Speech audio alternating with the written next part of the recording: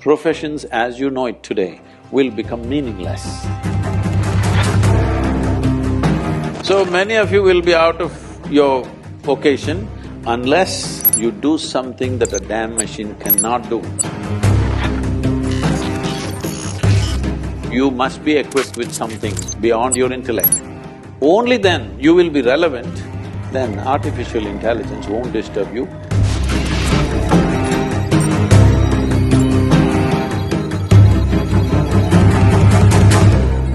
So, in today's technological world, we know that artificial intelligence and robotics are taking over.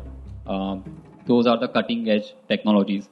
So, what is your take on the interaction of such technologies with the intersection of such technologies and ancient practices such as meditations and yoga? Are you sure I'm real? Because last year and a half,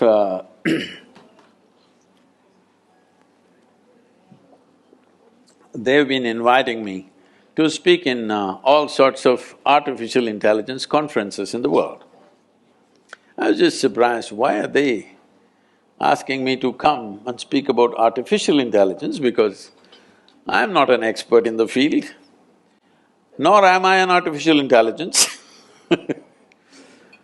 So I asked them in one of the conferences, it was in St. Petersburg, I said, why are you guys inviting me to all these artificial intelligence conferences? I'm a natural intelligence, not an artificial intelligence. They said, the problem is, what are we going to do? We're going to lose our jobs. These are all professors in big universities in MIT and in Harvard and these kind of places. They're asking me, what are we going to do in another 10 years' time? Because everything that we know, everything that was sacred till now, suddenly is going to be there on a little gadget. You must understand this, what artificial intelligence means is accumulation of information, analyzing it and projecting it the way you want at a given moment, will no more be considered as a valuable thing in human faculty. Because a simple gadget will do it much better than any human being. Already that Google lady is looking smarter than any of you, isn't it? She looks smarter than me, it's okay, I'm not educated, but you guys she's looking smarter than any of us or no? Anything you ask, without batting an eyelid, she tells us. So, it's going to that place where intellectually everything that you perform will look stupid or meaningless. This happened to me when I was about 13 years of age, I think, 13 or 14, 13 I think.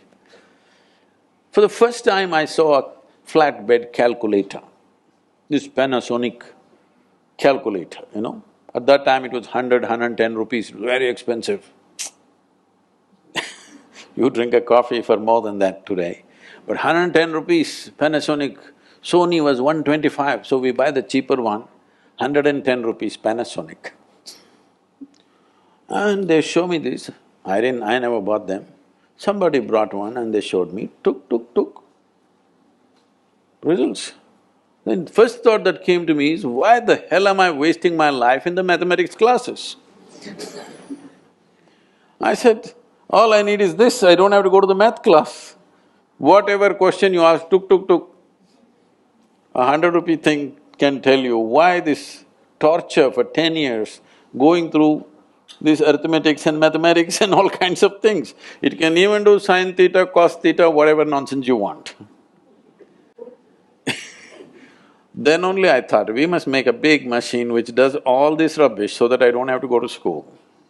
At last, the dream is coming true. In the next 10-15 years, the education as you know it, professions as you know it today will become meaningless, because right now they've created these machines.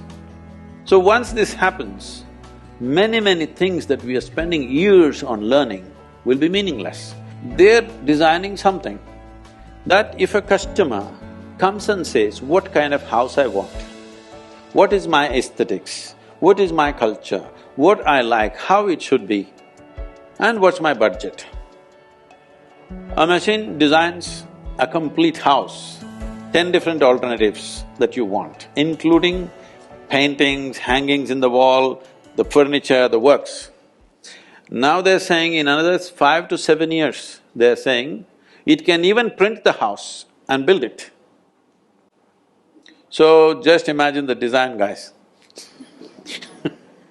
So many of you will be out of your occasion unless you do something that a damn machine cannot do. All of you should gear yourself for this now. You must be able to do something beyond your intellect. Human being has many layers of intelligence. Intellect is only a small part of it. Right now, our education system is completely dedicated to intellectual development of the human being, and we think that's the grandest way to live. No, it is not. We can explore that if we have the time. But in the yogic way of looking at things, we look at human intelligence as 16 parts. If you explore other dimensions of intelligence, only then you will be relevant when everything intellectual. Intellectual means your intellect cannot function without accumulated data. Yes or no? Hello? Yes. Your intellect cannot function without accumulated data, is that so? Now, whatever is data assimilation, analysis and execution of that analysis, a machine will do better than you. A human being can always make mistakes, can always fudge information, but a machine is clear-cut. It will simply do those things. So everything that you can do intellectually will be meaningless in another 10 to 15 years' time. So you must be equipped with something beyond your intellect. When I say beyond your intellect, there are many ways to look at it. I will make a simplistic example. Simplistic because if we go into more sophisticated examples, we'll have to do a lot of exploration.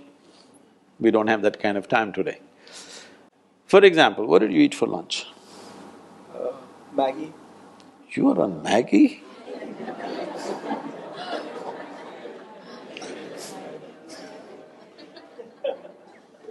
Can't you… somebody take care of his nourishment? He's on Maggie? Okay, even if you eat the noodle, a noodle doesn't look like him, doesn't feel like him, nothing. But this noodle he eats, within 3-4 hours' time, this Maggi noodle has become a human being, isn't it? Yeah, part of it. It's become part of the system. So you are manufacturing such a complex machine with Maggi noodles.